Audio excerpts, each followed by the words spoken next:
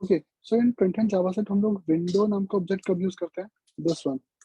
और ये front end का पार्ट है, मींस नोड जेएस में विंडो ऑब्जेक्ट नहीं होता, so there is no window object in Node JS और server side Java, so this is only for client side JS. तो front end JS में window object कहाँ use होता है? So when we use window object in front end JS,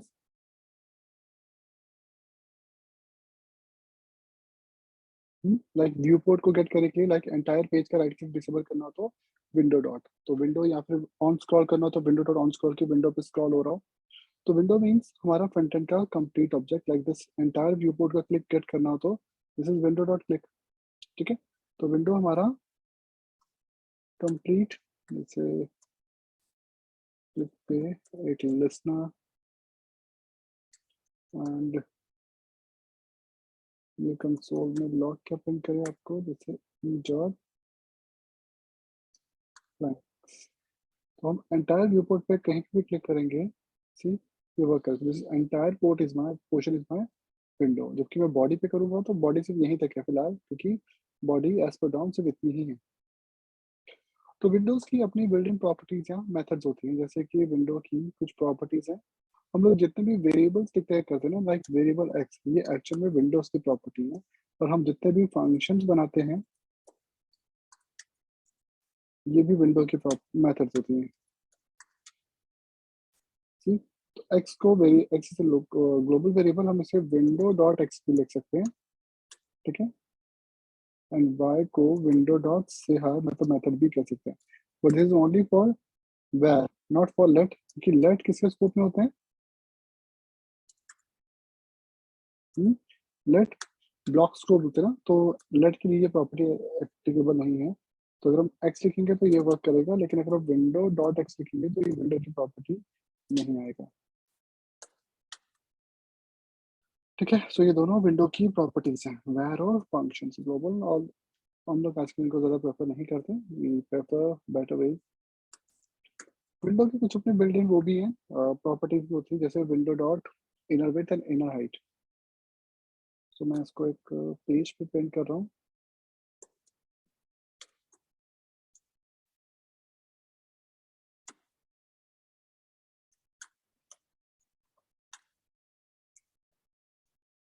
तो window का text content equal to क्या हो जाए,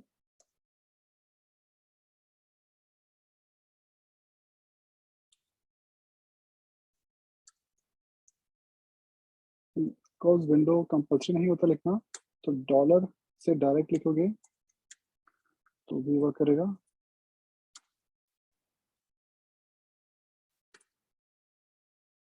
तो ये वेबसाइट किसकी है? One second, query selector window, okay ये लिखी आ रही है। तो 1440 बाय 484 ये वेबसाइट किसकी है समय? विंडो की, मतलब व्यू पोर्ट की। अभी देखेंगे ज़्यादा आ रही है क्योंकि व्यू पोर्ट, तो ये व्यू पोर्ट की विड्थ एंड हाइट दिखा रहा है करंटली आपको, तो विंडो मेरी यहाँ से यहाँ तक है, this is the default width and height of view port. But अगर हम कंट्रोल प्लस कंट्रोल माइनस या जूम इन जूम आउट करें ऐसे, तो क्या व्यू पोर्ट की विड्थ हाइट कम हो रही है या नहीं? हम्म, अगर हम ऐसे कम करें या ज़्यादा करें, तो व्यू पोर्ट की विड्थ हाइट फिक्स रहेगी या चेंज होगी, वेरी करेगी? फिक्स रहेगी। तो व्यू पोर्ट फिक्स रहेगी। नहीं, व्यू पोर्ट की कैसे फिक्स रहेगी? व्यू पोर्ट तो वेरी करता है, मतलब अगर मैं अपने व्यू एरिया को कम कर रहा हूँ, सी रिफ्रेश करने की वैल्यू चेंज हो रही है। नहीं नहीं, इस केस में पड़ेगी और घटेगी। नॉर्मली व्यू पोर्ट तो हमारा जैसे control plus control minus zoom in zoom out करने पे भी वेरी करता है, क्योंकि व्यू पोर्ट तो डिवाइस के अकॉर्डिंग होता है ना, तो ये एक्चुअल में व्यू पोर्ट का है, यस। नॉट स्क्रीन, ये स्क्रीन व्यू पोर्ट का है। तो मुझे इस फंक्शन को एक बार दोबारा भी, एक बार यहाँ रन किया और एक बार व्यू पोर्ट की चेंज पे, तो विंडो डॉट एक इवेंट होती है ऑन वेट नहीं, on screen, one sec,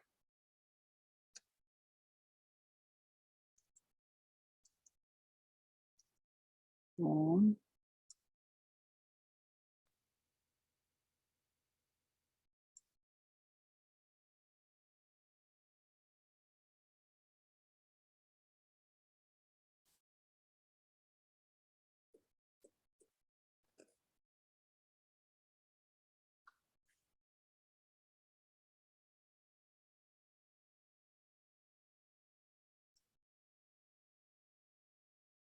on resize, तो एक इवेंट होती है ऑन रीसाइज, जब हम लोग विंडो को रीसाइज करते हैं।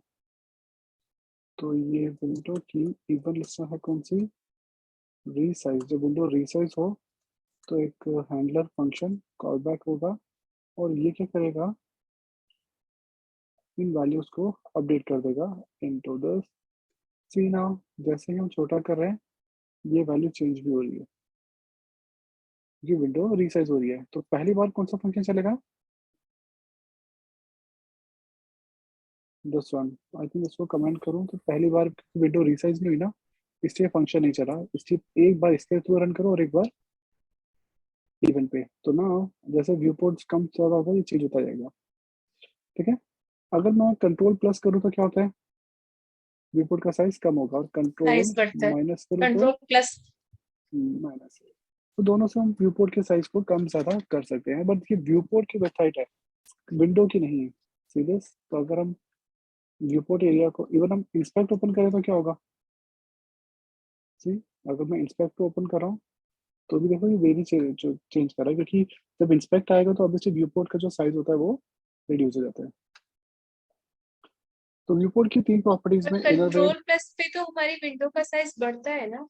Control plus, control plus plus plus पे दिस वन ना, हमारा बट नहीं साइज नहीं, बढ़ता है आपका विंडो। आपका विंडो का साइज बढ़ता नहीं है, स्क्रीन का साइज कम होता है, आपको जूम दिखेगा। या सी कंट्रोल जूम माइनस करने पे दिखेगा। होता है ना, हाँ जूम कैसे होगा, अगर पिक्सल्स बड़े होंगे, कम नहीं, ये कम हो रहे हैं। हम्म। अब आपको ज्यादा कंटेंट दिख रहा है, सी अब मैं अपनी विंडो पे फुल हाई डेफिनेशन कंटेंट देख सकता हूँ, मतलब वो फुल एचडी पिक्चर भी मेरी वेबसाइट मेरे स्क्रीन पे व्यू पोर्ट पे चल जाएगी, ठीक है।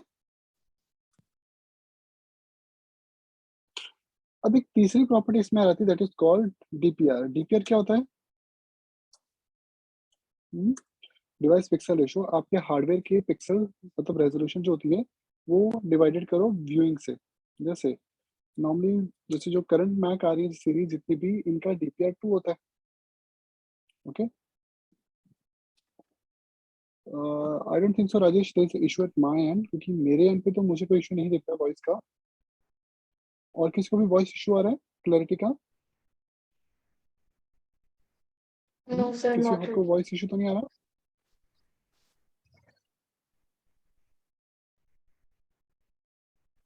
Okay so Rajesh, I think मेरे एंड से इशू तो नहीं है वॉइस का, क्लैरिटी का।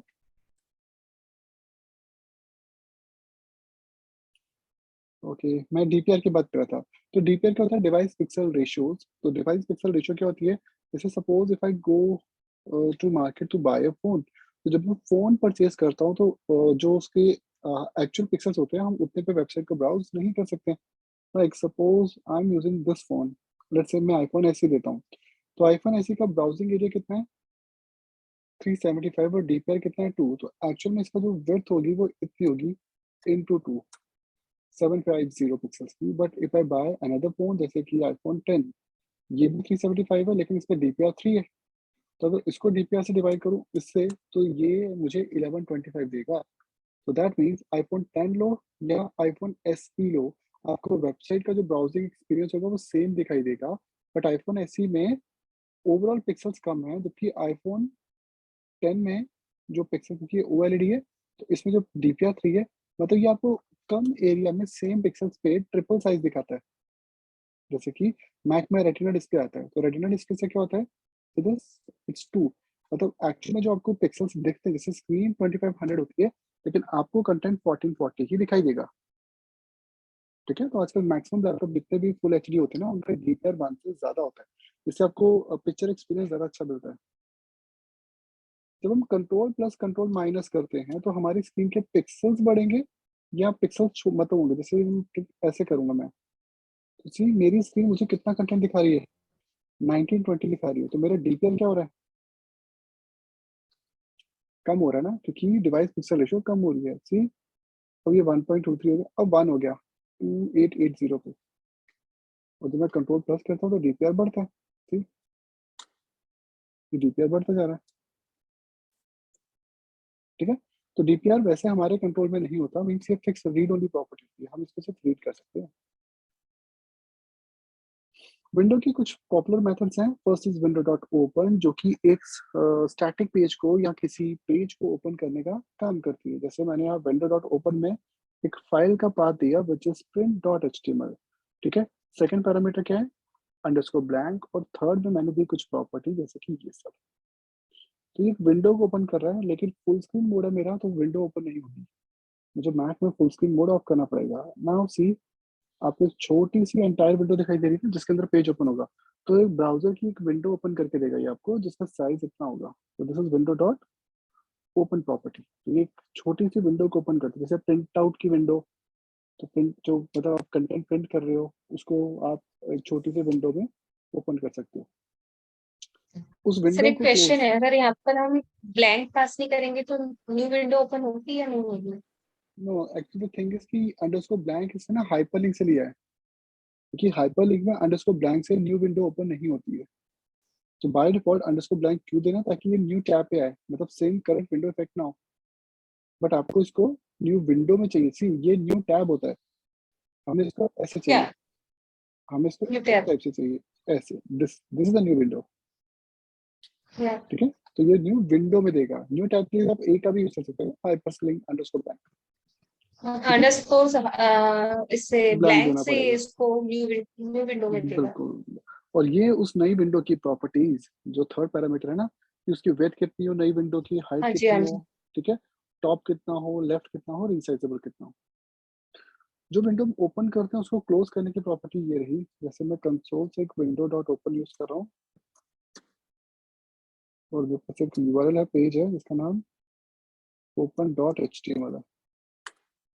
So, ये ओपन हो रहा है, बट द थिंग इज कि ये पेज न्यू टैब में ओपन होगा, क्योंकि मैक में मैंने फुल स्क्रीन ओपन कर रखा है। तो फुल स्क्रीन में ये काम नहीं करेगा मैक में। हाँ, अब ये काम करेगा। One sec, window dot open. अच्छा, मैंने बाकी प्रॉपर्टीज नहीं दी ना इसको।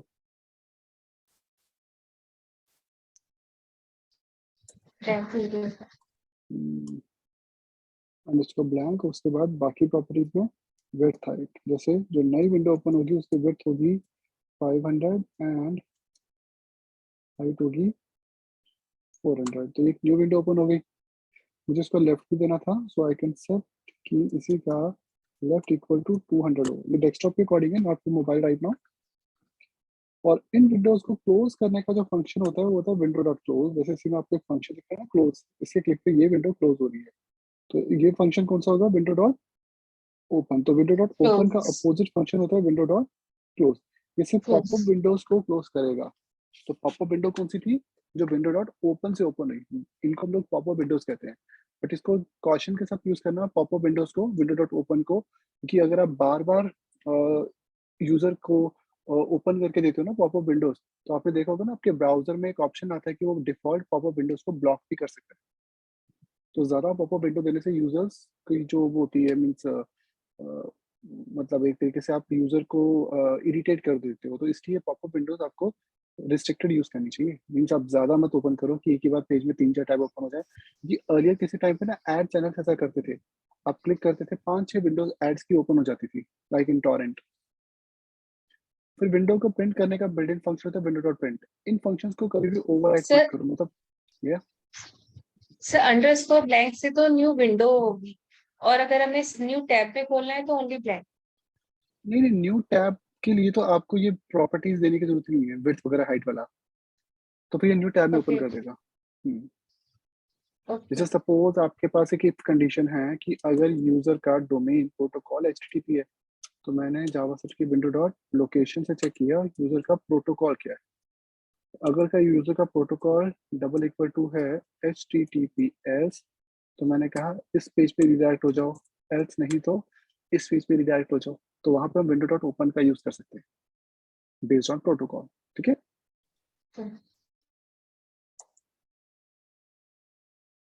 This is resize to and move to, window को रीसाइज और मूव करने के लिए।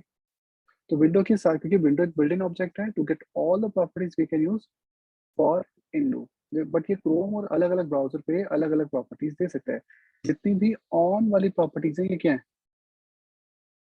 We all are events. ये विंडो की इवेंट्स हैं, इवेंट्स। तो ये सब इवेंट्स हैं। नाउ, क्या दो अलग अलग ब्राउजर्स पे नंबर ऑफ इवेंट्स से वेरी कर सकती हैं? जैसे Chrome and Safari, I am not saying Chrome and Edge, क्योंकि एज आपका क्रोम की ही उस पर चलता है, सेम इंजन है ना V8। तो सफारी पे ऐसा पॉसिबल है कि इवेंट्स वेरी करें, क्योंकि सफारी में एप्पल अपनी कस्टमाइज इवेंट्स, क्योंकि उनका खुद का इंजन है ना, चेंज कर सकता है। जैसे 3D टच, फोर्स टच, ये वाले इवेंट्स एप्पल अपने डिवाइसेस पे दे सकता है। तो सी यहाँ की जो प्रॉपर्टीज है वो अलग हैं। वी गॉट 207 प्रॉपर्टीज, जबकि क्रोम की प्रॉपर्टीज 229 है। ठीक है, तो sometimes browsers operating system very कर देते हैं चीजों को।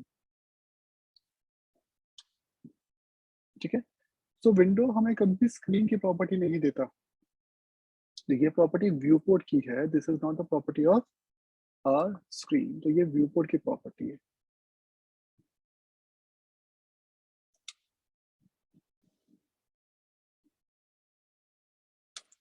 ये व्यू पोर्ट की प्रॉपर्टीज है, नॉट फॉर स्क्रीन। अगर स्क्रीन की प्रॉपर्टीज चाहिए, लाइक मुझे डिटेक्ट करना है कि यूजर के डिवाइस की स्क्रीन कितनी है, तो उसके लिए हमें एक और स्क्रीन डॉट विड्थ लेना पड़ेगा। तो इनर विड्थ की जगह स्क्रीन डॉट विड्थ, और हाइट के लिए स्क्रीन डॉट हाइट। एक ये बार व्यू स्क्रीन पोर्ट की को एक्सप्लेन प्रॉपर्टी कर देगा। दीजिए।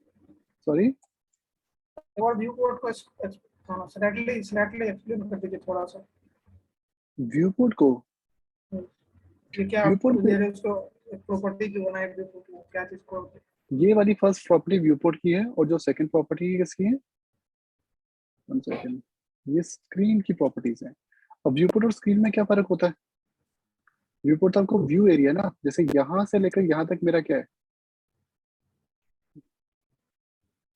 ये इस समय मेरा व्यू पोर्ट है। ठीक है, अगर मैं इंस्पेक्ट को और बड़ा करूंगा तो व्यू पोर्ट क्या होगा, छोटा हो जाएगा। लेकिन स्क्रीन मेरी कहाँ से है? स्क्रीन मेरी पेज के यहाँ से शुरू हो रही है, ये मेरी स्क्रीन है। ठीक है, तो ये मेरी स्क्रीन की विड्थ हाइट होती है। तो व्यू पोर्ट की अलग विड्थ हाइट है और स्क्रीन की अलग होती है। तो पहले हमने व्यू पोर्ट की गेट की थी, ये प्रॉपर्टी स्क्रीन की है। सी स्क्रीन की विड्थ कितनी है? सेम व्यू पोर्ट के इक्वल, लेकिन हाइट कितनी आ रही है? 900। तो मेरे डिवाइस की जो मेरी नेटिव रेजोल्यूशन है मैक की, वो इतनी ही है, 1440 बाय 900 पिक्सल्स की। ठीक है, इसको इंस्पेक्ट बड़ा करो छोटा करो कोई फर्क नहीं पड़ेगा। ठीक है, और राइट नाउ क्योंकि मैं फुल स्क्रीन ओपन कर रहा हूँ, तो फुल स्क्रीन में क्या होता है, जितनी मेरी टोटल हाइट है ना, उतनी ही क्रोम की भी है। तो क्रोम की जो टोटल हाइट है वो भी इतनी ही है। ठीक है, तो स्क्रीन की प्रॉपर्टी में आता है screen dot width, screen dot height. ये मेरी इस समय स्क्रीन की विड्थ हाइट है, ये आपके डिवाइस में अलग अलग। स्क्रीन की अवेलेबल विड्थ अवेलेबल हाइट भी सेम आ रही है, क्योंकि फुल किस स्क्रीन केस मोड में है। सर ये यूज होता है? हम्म। ये किस केस में हम इसको यूज करते हैं, ये जो आप स्क्रीन की जो जैसे आपको लगा चेक रहे करना हो प्रॉपर्टी? कि क्या यूजर का डिवाइस मोबाइल है, आईपैड है या नहीं। जैसे कई बार हम लोग कस्टमाइज स्क्रिप्ट लिखते हैं छोटे स्क्रीन के लिए। जी। ओके, तो उसके लिए हम लोग इफ लगा के स्क्रीन डॉट विड्थ, क्योंकि व्यू पोर्ट की विड्थ तो कंट्रोल प्लस कंट्रोल माइनस से भी चेंज हो जाएगी, तो ये स्क्रीन डॉट विड्थ होती है। ठीक है, और इसके लिए हमें इसकी इवेंट की जरूरत नहीं है, रीसाइज की। क्यों? क्योंकि ये हमेशा फिक्स ही रहता है। ये तो फिक्स रहेगा ना, कभी भी ये चेंज नहीं होता। स्क्रीन चेंज नहीं होती कभी भी। ठीक है, तो वो जूम इन जूम आउट करने से स्क्रीन का फर्क नहीं पड़ेगा, व्यू पोर्ट का पड़ेगा। तो इसे बूट स्ट्रैप को हैंडल कर लेते हैं ना ये सब चीजें? क्या चीज? बूट स्ट्रैप इस चीज को हैंडल कर लेती है ना? बूटस्ट्रैप तो फ्रंट एंड फ्रेमवर्क है ना, वो तो सीएसएस का पूरा फ्रेमवर्क है। उसका मतलब जावास्क्रिप्ट से क्या मतलब है? जावास्क्रिप्ट को बूटस्ट्रैप की मोबाइल जरूरत के क्यों लिए है? मैं तो इसकी स्क्रीन, मोबाइल की स्क्रीन की कितनी वो वो होगी, आप फिर वो रिस्पॉन्सिव बोल रहे टैबलेट हो। की क्या होगी? वो रिस्पॉन्सिव बूटस्ट्रैप से नहीं बनता, रिस्पॉन्सिव मीडिया क्वेरी से बनता है। बट समटाइम्स ऐसा होता है ना कि हम लोग छोटी स्क्रीन के लिए अलग स्क्रिप्ट यूज करना चाहते हैं, कि एक स्क्रिप्ट जो हो वो सिर्फ, जैसे मैंने आपको, अगर आपको याद होगा, मैंने आपको टच और नॉन टच के लिए दो अलग अलग इवेंट बताई थी, drag and drop and touch वाली। तो क्या वो सेम इंटरफेस के लिए थी? नहीं, वो अलग अलग इंटरफेस के लिए थी ना। तो समटाइम्स हम ऐसी ऐप बनाते हैं जो सिर्फ छोटी स्क्रीन पे चले, तो उसमें हम इफ लगा के यूज करते हैं कि अगर स्क्रीन का साइज इतना हो तो ऐसा हो। ठीक है, बूटस्ट्रैप को उससे कोई मतलब नहीं है, बूटस्ट्रैप तो जैसे फ्रंट एंड फ्रेमवर्क है ना, वो तो लेआउट को रिस्पॉन्सिव बनाने के लिए आप शॉर्टकट यूज कर रहे हो, एक्चुअल तरीका तो मीडिया क्वेरीज है। ठीक है, तो ये मेरी स्क्रीन की हाइट है, ये मेरी स्क्रीन की अवेलेबल हाइट है। अवेलेबल हाइट का मतलब है जितना मैं करंटली यूज कर रहा हूँ। So when I am using full screen तो मेरी अवेलेबल हाइट फुल होगी, लेकिन अगर मैं फुल स्क्रीन मोड को ऑफ कर दूं, क्या अब मैं क्रोम को फुल विंडो पे ओपन कर सकता हूँ? तो सी, अब मेरी व्यू पोर्ट की हाइट कितनी है, स्क्रीन की हाइट है 900, लेकिन मेरी अवेलेबल हाइट कितनी हो गई है 875, तो 25 पिक्सल्स कम। क्यों? क्योंकि आप टॉप पे देखो, ये विंडो फिक्स है जिस पे ऊपर लिखा रहा है ना, ये टॉप नया बार दिस वन, तो ये 25 पिक्सल की हाइट का टॉप बार है। तो अगर मैं फुल स्क्रीन ऑफ कर दूं तो ये देखो मेरा क्रोम मैक्सिमम इतने साइज में आएगा, इतना। तो अब इसकी जो हाइट आ रही है वो 875, क्योंकि अवेलेबल 875 है ना, है तो टोटल 900, लेकिन 25 तो टॉप मेन्यू भी ले लेगा। तो अवेलेबल टॉप देखो कितना आ रहा है, 25। ठीक है, और लिनक्स में कई बार लेफ्ट की तरफ से भी आता है, क्योंकि कई बार हम लोग लेफ्ट की मेन्यू को फिक्स कर देते हैं। अब ये फुल स्क्रीन है तो दोनों सेम हो जाएंगे। One more additional property, obviously ये भी आपके यूज की नहीं है, that is called colour depth. Colour depth क्या होता है, 2 की पावर निकाल लो 24, ये आपको बता देगा कि आपका डिवाइस कितने कलर्स या पिक्सल्स को सपोर्ट कर लेता है, सॉरी कितने कलर्स को। जैसे पुराने CRT मॉनिटर 8 बिट थे, फिर अब जो मॉडल चल रहे हैं वो 24 बिट है। एप्पल के जो डिवाइसेज हैं ये 30 बिट है, और जैसे आईपैड या आईफोन होते हैं ये 32 बिट होते हैं। तो जितने बिट ज्यादा होंगे 2 की पावर उतना कर लो, इतने कलर सपोर्ट करेगा। तो RGB के कलर्स कौन से हैं, 24 बिट, तो 2 की पावर 24, ये RGB नंबर ऑफ कलर्स है ना, 1,777,216, तो इनको हम क्या कहते हैं, 16 मिलियन कलर्स। तो ये 16 मिलियन कलर्स को यूज करने के लिए कम से कम 24 बिट की स्क्रीन चाहिए। तो जो मेरी करंट स्क्रीन है ये 30 बिट है, मतलब ये RGB से ज्यादा कलर सपोर्ट करती है, लाइक sRGB।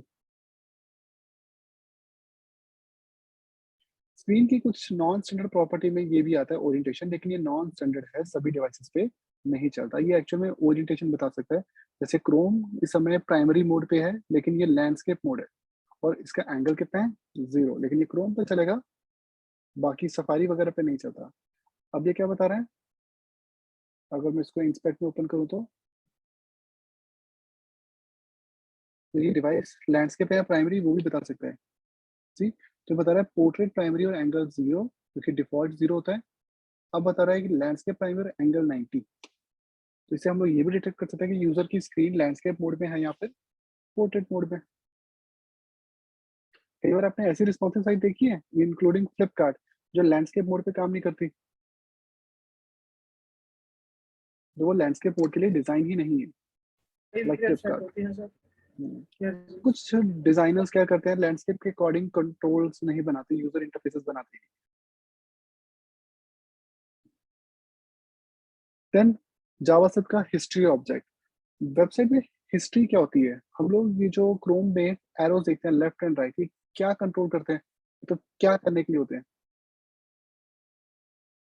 ये आपके पेज की प्रीवियस हिस्ट्री में जाने, मतलब आप किस पेज से इस पेज पे आए हो उस पे जाने के लिए होते हैं। आप टोटल पेज अभी तक कितने ओपन कर चुके हो उसके लिए आपको हिस्ट्री की लेंथ चेक करनी पड़ेगी। जैसे अगर आप पहले पेज ओपन करोगे तो उसकी लेंथ 1 होती है। करंटली मेरी हिस्ट्री की लेंथ कितनी आ रही है, 5। मतलब करंटली जो मैंने पेज आपके सामने ओपन कर रखा है ये 5th पेज है सेम सेशन का। तो करंट सेशन में ये 5th पेज है। कैसे, एक तो ये 2, 3, 4, और इसके पिछला पेज कौन सा था, ये वाला। ठीक है, अब ये हिस्ट्री बंद हो गई, सी डिसेबल हो गया। तो ये फर्स्ट पेज था, ये सेकेंड, ये थर्ड, ये फोर्थ, और ये fifth.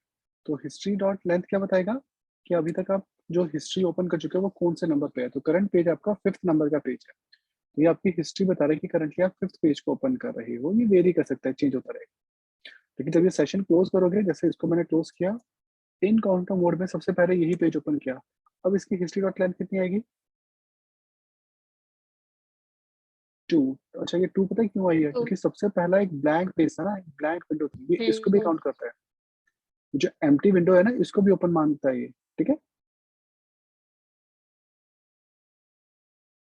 One sec, right click करके, हाँ अगर मैं ये करूँ राइट क्लिक करके ओपन, लेकिन इनकॉग्निटो विंडो, अब ये इसको 1 ही लेगा, क्योंकि डायरेक्ट ओपन हुआ है ना, एम्प्टी विंडो थी ही नहीं, सी नाउ इट्स 1।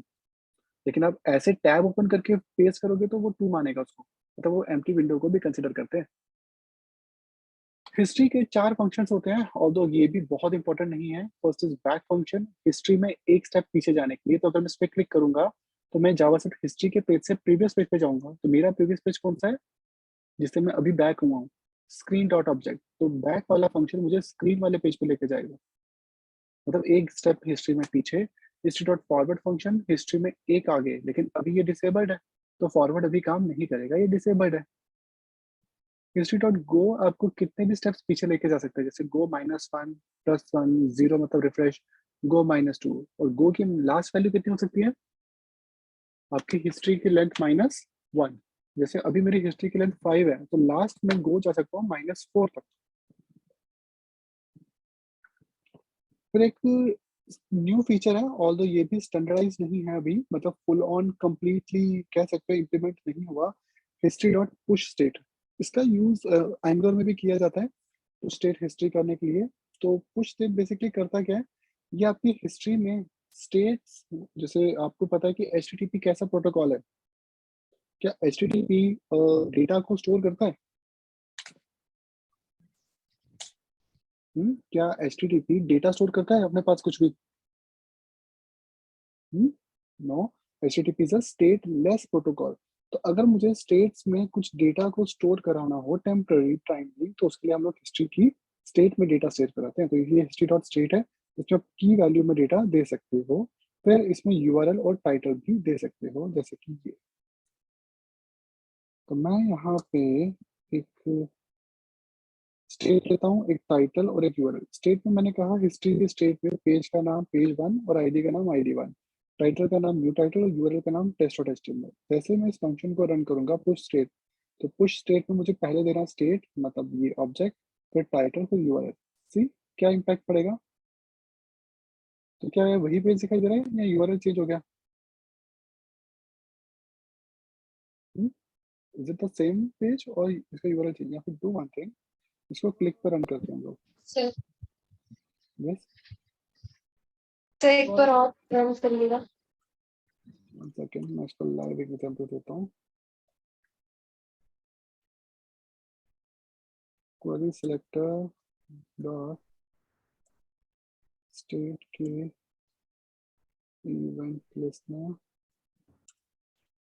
क्लिक, फिर एक कॉल बैक हैंडलर फंक्शन ये करेगा, ठीक है। तो मुझे स्टेट नाम का बटन चाहिए।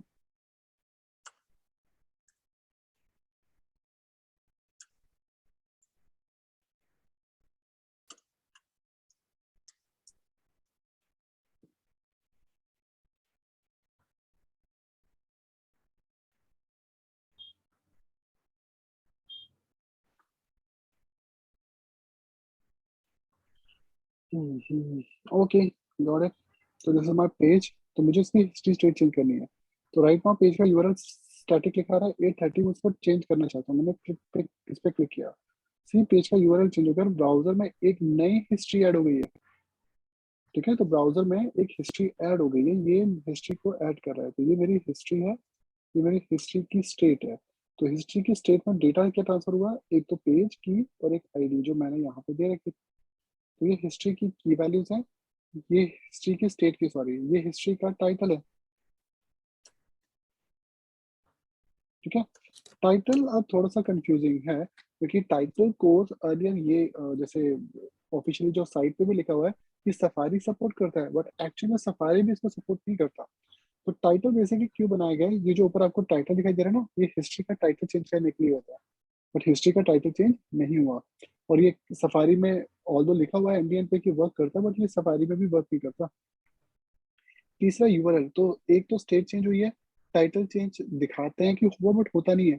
यूआरएल चेंज हुआ है, सी आपके पेज का यूआरएल मैनिपुलेट होकर आ रहा है, कुछ और दिखाई दे रहा है, क्योंकि पेज आपका कौन सा था 830.html, लेकिन हिस्ट्री स्टेट चेंज होने की वजह से आपको यूआरएल मतलब ऐसा लगेगा कि हिस्ट्री चेंज हुई है, इंस्पेक्ट में हिस्ट्री चेंज हुई है, लेकिन पेज चेंज नहीं हुआ होगा, पेज वही रहेगा,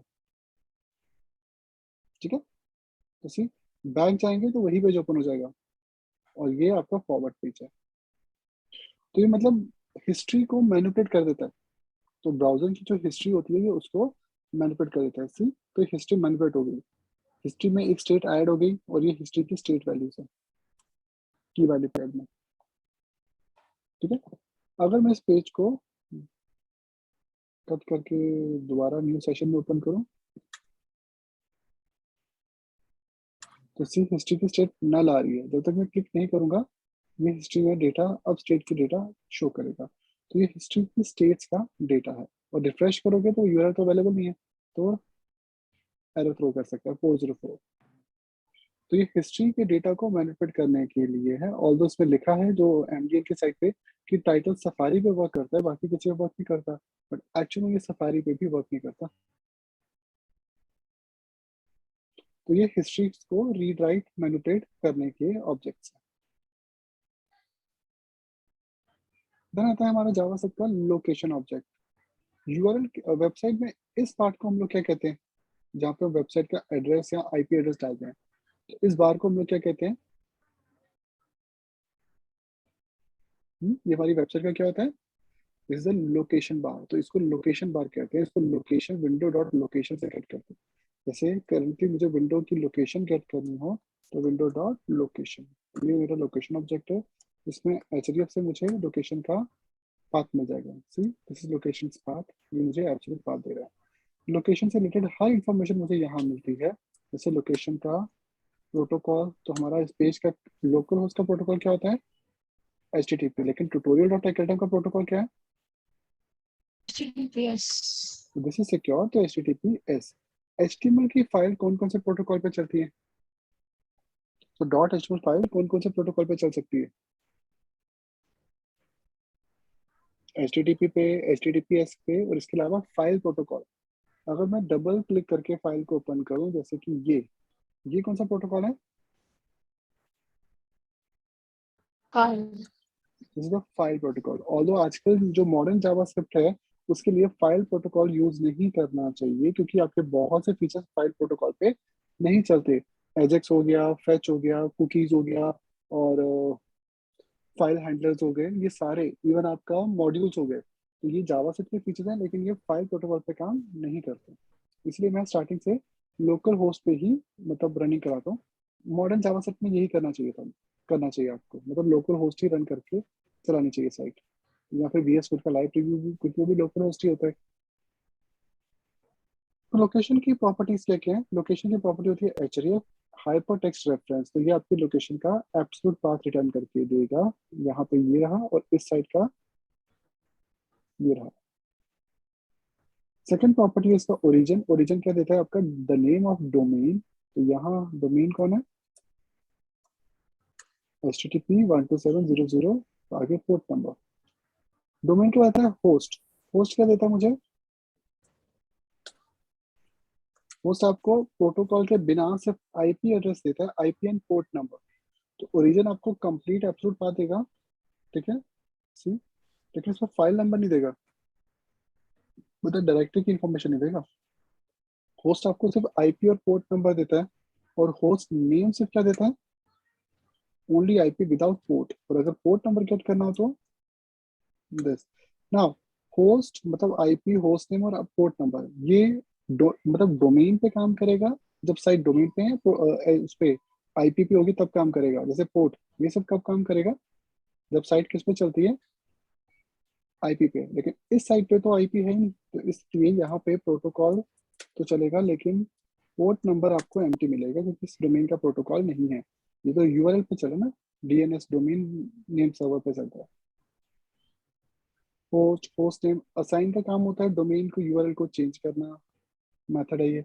हैश, एक वेबसाइट के यूआरएल में हैश कब आता है, जैसे हमारे ब्राउजर के यूआरएल में कुछ स्पेशल ऑब्जेक्ट्स आपने देखे होंगे, हैश आता क्लाउड है। चेंज होने पर गुड, बट कौन सा वाला हैश, वो तो आप जो हमारा एंगुलर की करंट, बात कर रहे हो।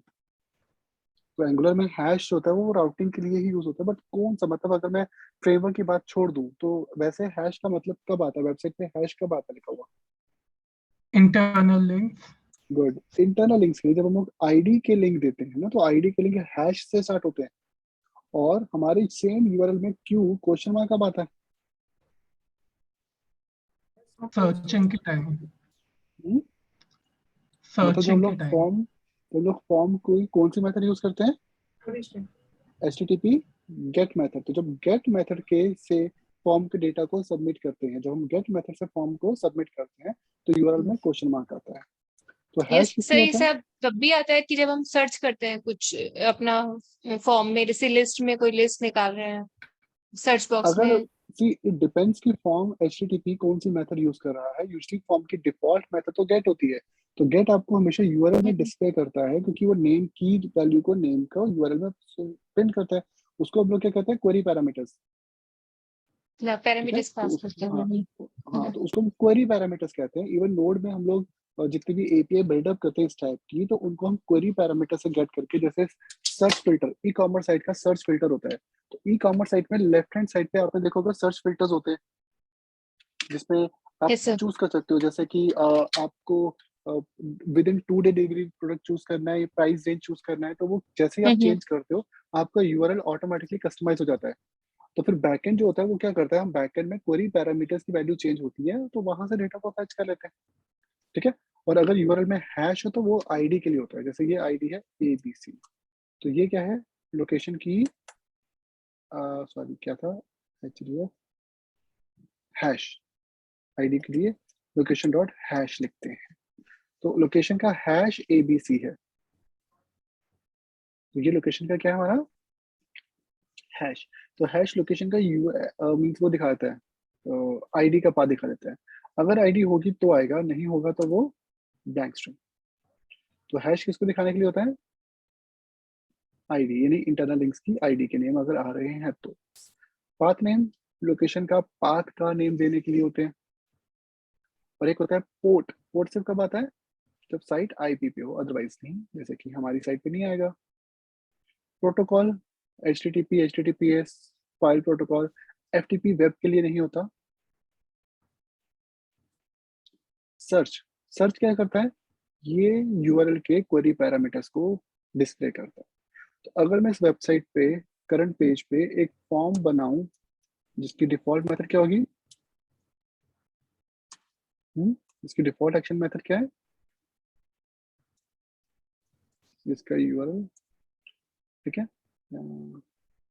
तो डिफॉल्ट मेथड तो हमेशा गेट रहती है। इसमें एक लेबल में मैंने कहा सर्च, सर्च के लिए इनपुट टाइप सर्च ले लो जिसका नेम है क्यू, मतलब क्वेरी। रिक्वायर्ड लगा दो and then a button search. ना जब भी मैं सबमिट करूंगा, जैसे मैंने सर्च किया सोनी, तो मेरे यूआरएल के क्वेरी पैरामीटर क्या बन के आ रहे हैं? दिस। तो पहले तो यूआरएल का पाथ आएगा पेज, बट वो मैंने दिया नहीं, एम्प्टी छोड़ दिया। अगर मैं पाथ दे दूं जैसे कि search.php, क्योंकि एक्शन हमेशा डायनामिक पेज होता है, तो सोनी सर्च करने पे यूआरएल की लोकेशन ये आएगी। search.php is the name of URL, और उसके आगे क्वेश्चन मार्क मतलब सर्च के क्वेरी पैरामीटर, जिसमें क्यू क्या था? क्यू की वैल्यू सोनी है, मतलब यूजर ने सोनी का प्रोडक्ट सर्च किया है। इसमें हम और भी लगा सकते हैं, इसमें एंड भी होते हैं। एंड कब होते हैं? जब आप इसी में कुछ और ऑप्शंस दो, जैसे ये आपने सर्च किया, फिर सेकंड लेवल आपने दिया जब मल्टीपल क्वेरी पैरामीटर्स होते हैं। हाँ हाँ बिल्कुल, जैसे आपने यहाँ पे चेक बॉक्स दिया, तो आपने कहा एक्सक्लूड करो किनको, यूज्ड। मतलब सपोज आप जैसे अमेजोन में दो आते हैं ना, रीफर्बिश प्रोडक्ट भी आते हैं कई बार, तो मैं चाहता हूँ मुझे रीफर्बिश प्रोडक्ट ना है, ओनली न्यू है, तो इसलिए इसको भी नेम देते हैं यूज्ड। इसकी वैल्यू क्या होगी? तो मैंने सर्च किया सोनी, तो यूआरएल में आ रहा है क्वेरी की वैल्यू सोनी है, लेकिन मैंने सोनी के साथ ये भी कहा एक्सक्लूड यूज्ड, तो क्यू सोनी था एंड यूज की वैल्यू ट्रू। एक सेकंड, मैंने यूज ट्रू बोला, एक्सक्लूड बोला ना मैंने, इंक्लूड। सी, तो मैंने सर्च किया सोनी और इंक्लूड कर दिया। तो बैकएंड से मुझे डेटा क्या मिलेगा? अब मुझे जो एपीआई बनानी है, तो ये हमारी एपीआई को इनपुट मिल जाएगा क्वेरी पैरामीटर के थ्रू कि क्वेरी सोनी है, यूजर को सोनी का प्रोडक्ट दिखाओ, और यूज्ड होगा तो वो भी दिखा दो, यानी कि रिफर्बिश भी दिखा दो। अदरवाइज सिर्फ क्वेरी सोनी होगी, उसमें यूज प्रोडक्ट नहीं आएगा। अगर यूजर यूज पे चेक करेगा तभी वो डेटा आएगा। तो इसको यूआरएल क्या कहते हैं हम लोग? Query parameter. तो जेएस में इसको हैंडल करने के लिए लोकेशन डॉट क्वेरी, नहीं, लोकेशन डॉट क्वेरी पैरामीटर्स कहते हैं ना उसको जावास्क्रिप्ट में। सर्च, सॉरी, इसमें फ्रंट एंड में उसको सर्च कहते हैं। तो ये ओनली सर्च डिस्प्ले कर रहा है कि क्वेरी सोनी है, यूज ट्रू है, जबकि अब ओनली क्वेरी सोनी है, इसमें बाकी चीजें नहीं है। तो ये यूआरएल के क्वेरी पैरामीटर्स को फ्रंट एंड में गेट करने के लिए, बैक एंड में तो हम लोग इसको गेट मेथड के थ्रू गेट कर लेंगे, गेट में क्वेरी पैरामीटर से। फिर एक होता है लोकेशन डॉट रीलोड। इसका काम होता है आपके पेज को रिफ्रेश या रीलोड करना। तो पेज को रिफ्रेश करने के लिए लोकेशन डॉट रीलोड। और अगर आप लोकेशन को रीलोड में ट्रू पैरामीटर दे दो तो आपका पेज विदाउट कैश ओपन होगा। तो विदाउट कैश लोड कराने से क्या फायदा हो सकता है हमें? जैसे सपोज आपकी वेबसाइट में बहुत सारी एजेक्स कॉल हैं, तो एजेक्स कॉल में यूजली एक प्रॉब्लम होती है कि या फिर एजेक्स कॉल या फिर स्टैटिक रिसोर्सेज आपके पहले के आ रहे हो। तो ऐसा कई बार होता है कि वेबसाइट जो होती है वो स्टैटिक रिसोर्सेज को ओपन करती है। जब स्टैटिक रिसोर्सेज कंटेंट आएगा तो पेज में कई बार पुराने कंटेंट आ जाते हैं। मतलब जैसे आपने पिक्चर चेंज कर दी सर्वर साइड, लेकिन अभी भी यूजर को पुरानी दिख रही है, उस केस में ये यूज किया जाता है। तो ये सारे रिसोर्सेज को दोबारा से रीलोड करेगा। इससे हमारे पेज का जो लोडिंग टाइम होता है वो इंक्रीज हो जाता है। जैसे इस समय मेरा डॉम कंटेंट लोडेड 80 मिली सेकेंड है और लोडिंग आया 5 सेकेंड में। लेकिन अगर मैं नॉर्मली करूं तो डॉम कंटेंट लोडेड और कम हो गया और लोड टाइम और कम हो जाएगा। नहीं, आई थिंक सेम ही दिखा रहा है।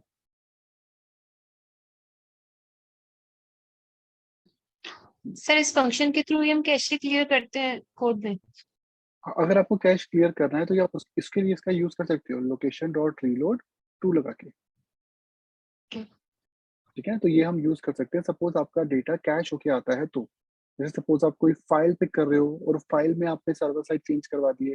अब यूजर को वो जो फाइल है स्टैटिक फाइल वो अभी भी पुरानी दिख रही है क्योंकि उसके ब्राउजर में वो फाइल हम्म पहले से ओपन थी। तो होता क्या, हम लोग सर्वर से हम्म वैसे भी वो करवा देते हैं ना, कैशिंग करवाते हैं कि विदाउट कैशिंग वेबसाइट तो यस बहुत सर। स्लो चलेंगी। मैक्सिमम वर्डप्रेस की साइट तो चल ही कैशिंग के बेसिस पर ही है।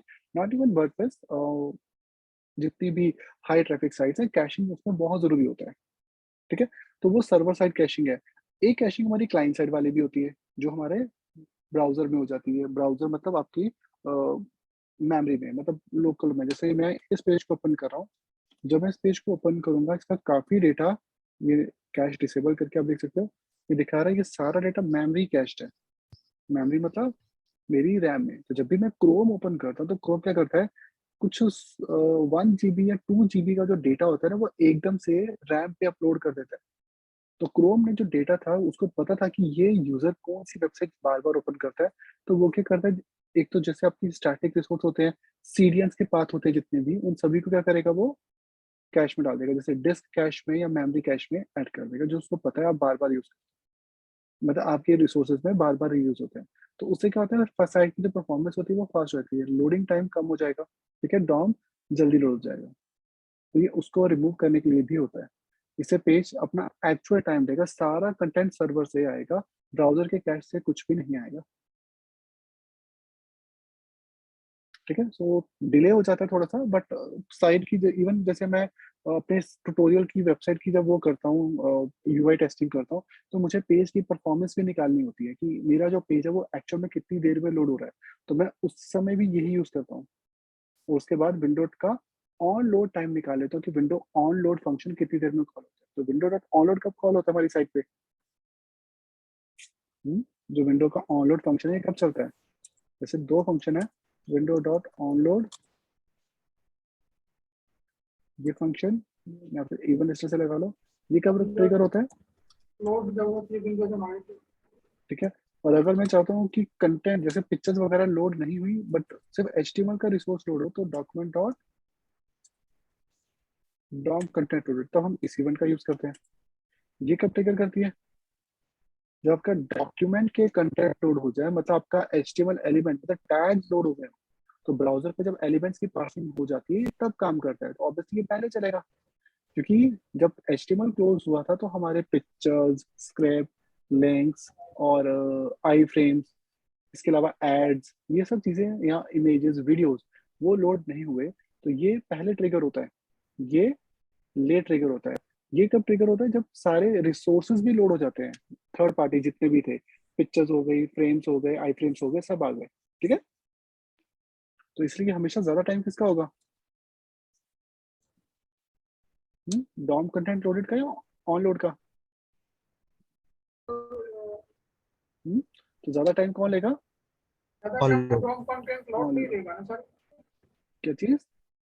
डॉम कंटेंट लोड नहीं लेगा ना ज्यादा टाइम, क्योंकि कंप्लीटली मान डॉम कंटेंट लोडेड, ये तो जैसे डॉम एलिमेंट, जैसे लास्ट एलिमेंट एचटीएमएल है ना, उसकी सॉरी प्रोसेस होगी, वो तभी ट्रिगर करेगा, सॉरी वो जल्दी रिस्पॉन्ड करता है। जैसे अगर आप jQuery यूज करते हो या jQuery से फैमिलियर हो, तो jQuery में डॉलर कौन सा फंक्शन होता है जो पेज लोड पे होता है? Comment of ready function. तो ये एक्चुअल में जावास्क्रिप्ट का रेडी, मतलब jQuery का रेडी फंक्शन के जैसा है, ठीक है। या फिर इसमें एक और भी होता है, document dot on ready state change, ये भी यूज कर सकते हैं हम लोग। तो जब रेडी स्टेट चेंज इंटरेक्टिव हो या फिर लोड हो जाए, तो ये 2 बार चलता है लेकिन एक्चुअल में। तो ये तब तक वर्क करेगा जबकि रेडी स्टेट चेंज हो। तो सी प्रिंट करो रेडी स्टेट को। तो रेडी स्टेट कौन कौन सी होती है? पेज की, विंडो की 2 होती है, एक होती है इंटरेक्टिव और एक होती है लोडेड। वैसे 3 होती है लेकिन चलती 2 ही है। तो इंटरेक्टिव पहले होती है, कंप्लीट बाद में होती है। तो इंटरेक्टिव मतलब, तो इंटरेक्टिव का मतलब होता है जब आपका DOM content load event trigger होती है, और रेडी स्टेट कंप्लीट का मतलब जब आपका विंडो डॉट ऑन लोड हो जाता है।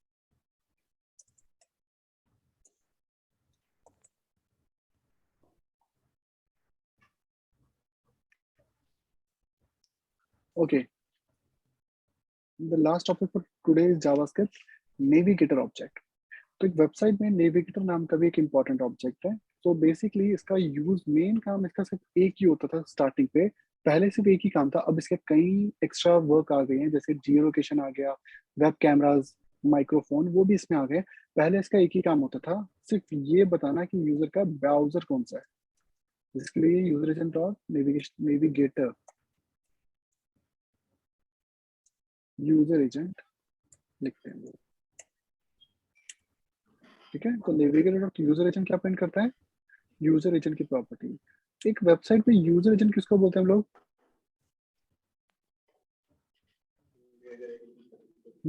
एक वेबसाइट पे यूजर एजेंट किसको बोलते हैं हम लोग? हाँ? एक वेबसाइट पे यूजर एजेंट किसको बोलते हैं?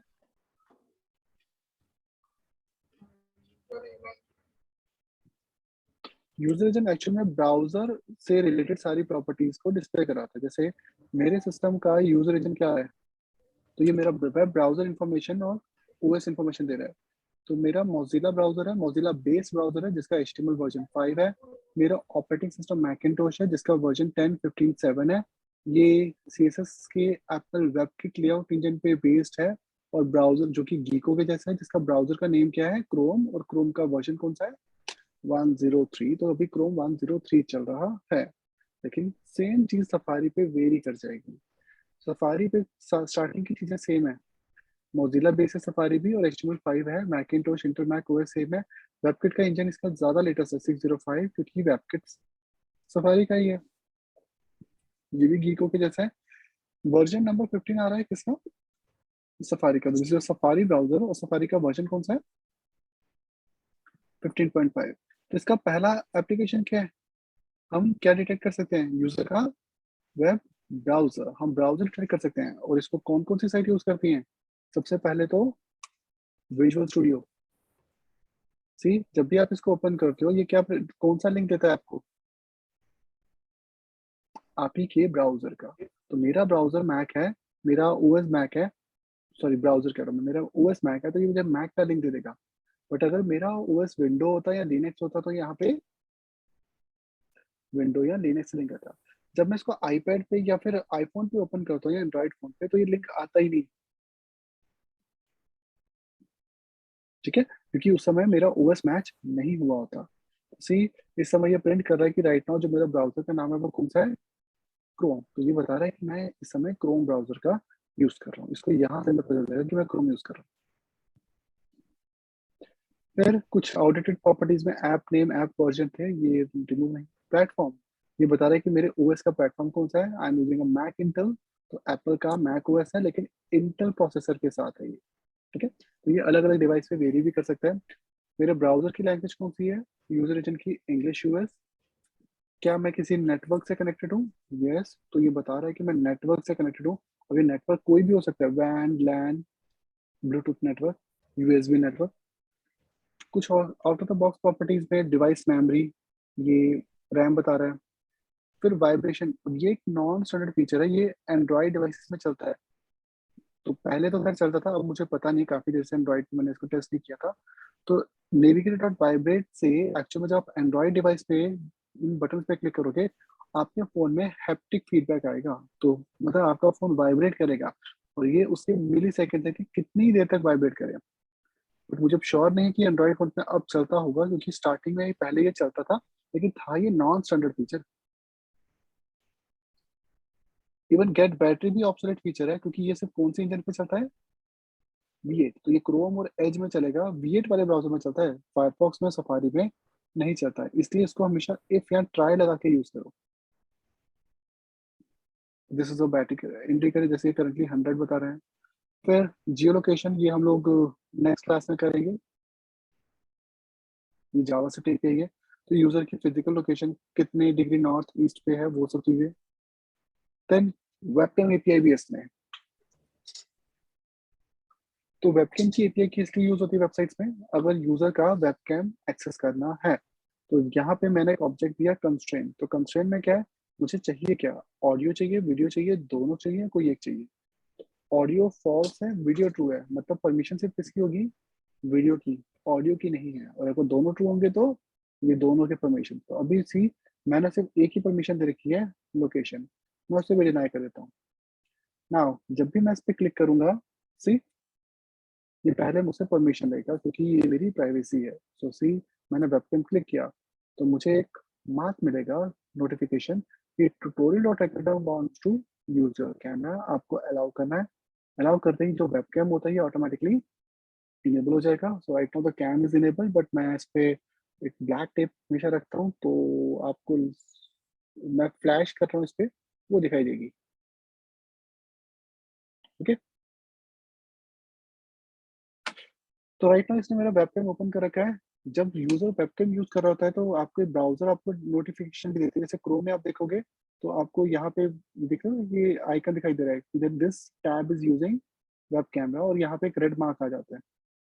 दिस मीन्स आपका जो कैमरा है वो यूसेज में, मतलब ये टैब आपका कैमरा ओपन कर रहा है, ठीक है। स्पीकर, मतलब वीडियो जैसे आपने देखा होगा, साउंड प्ले करने के लिए परमिशन नहीं चाहिए, लेकिन ऑडियो के लिए परमिशन चाहिए। तो ये कैमरे के लिए परमिशन थी, तो इसके लिए navigator dot media devices dot gate user media में कंस्ट्रेंट, फिर डॉट देन, तो ये भी कौन सा फंक्शन है, क्योंकि देन यूज हो रहा है। तो ये भी एक प्रोमिस है ना, तो प्रॉमिस। नेविगेटर डॉट, हाँ, तो ये भी एक प्रोमिस है, क्योंकि ये डिले पे करता है। पहले ये आपके हार्डवेयर के साथ कांटेक्ट करेगा, परमिशन होंगी तो ओके करेगा, फिर चलेगा, मेन थ्रेड को ब्लॉक नहीं करेगा। यहाँ मैंने वीडियो का एक एसआरसी ऑब्जेक्ट लिया, मीडिया स्ट्रीम, और उसे वीडियो को प्ले कर दिया, ठीक है। तो वीडियो को एसआरसी ऑब्जेक्ट क्या दिया मैंने, मीडिया स्ट्रीम, मतलब जो वीडियो की स्ट्रीम है जो वेबकैम से आ रही है वो, और फिर वीडियो के लिए प्ले फंक्शन, तो ये कैच है, एरर हैंडलर। सेम हम लोग दे सकते हैं, ऑडियो ट्रू, वीडियो फॉल्स, या दोनों ट्रू करके। अगर आपको माइक और वीडियो दोनों यूज करना है, like for a video call, तो उसमें आपको माइक की परमिशन भी चाहिए। एक बार आप परमिशन दे देते हो सीधे, तो आपके क्रोम के टैब में ये दिखा देते हैं कि कौन कौन से परमिशन अलाउड है। जैसे ट्यूटोरियल और टेकल्टर को मैंने कैमरा, माइक्रोफोन और साउंड, साउंड तो खैर ऑटोमेटिक होती है। और अगर जियो लोकेशन की परमिशन मैंने शायद अभी रीसेट कर ली थी ना, हाँ, तो ये भी परमिशन मुझे देनी पड़ेगी। नेक्स्ट टाइम से ये याद रखेगा कि इस डोमेन को क्या क्या प्रॉपर्टीज मिली थी। तो बाय डिफॉल्ट मतलब स्पीकर की तो होती ही होती है, लोकेशन की, कैमरा की और माइक्रोफोन की आपको देनी पड़ेगी परमिशन। तो फिर क्रोम आपसे ये परमिशन ले लेगा, अब आपकी जियो लोकेशन ट्रेस कर सकता है ये, ठीक है। सफारी में एक रिस्ट्रिक्शन एक्स्ट्रा है कि सफारी में जो टाइम स्पैन है वो कम है, 24 आवर्स होता है सर, मतलब 24 घंटे तक ही परमिशन वैलिड होती हैं। उसके बाद वो डिनाई कर देता है, मतलब नेक्स्ट टाइम आपको दोबारा, तो वेब जियो लोकेशन तो गेट बैटरी तो चलेगी नहीं, जियो लोकेशन में आपको परमिशन देनी पड़ेगी, बट ये देखो इसमें टाइम है अलाउ करने का, remember my decision for 1 day, मतलब मैक्सिमम 1 डे के लिए परमिशन रहती है। वेबकैम का भी यही फीचर है? नहीं, सिंपल है, अलाउ करो वेबकैम इनेबल हो जाएगा, और सेम माइक्रोफोन के लिए भी है, मतलब परमिशन आपको सभी ब्राउजर पे देनी पड़ती है, दैट इज रिक्वायर्ड, ठीक है, क्योंकि विदाउट परमिशन कोई भी, मतलब वेब बेसिकली कोई वेबसाइट की बात कर रहा हूँ मैं, तो वेब आपके जियो लोकेशन हो गई, आपकी कैमरा हो गया, या फिर आपके माइक्रोफोन को विदाउट योर परमिशन, जब तक आप किसी डोमेन को परमिशन नहीं दोगे, वो एक्सेस नहीं कर सकते।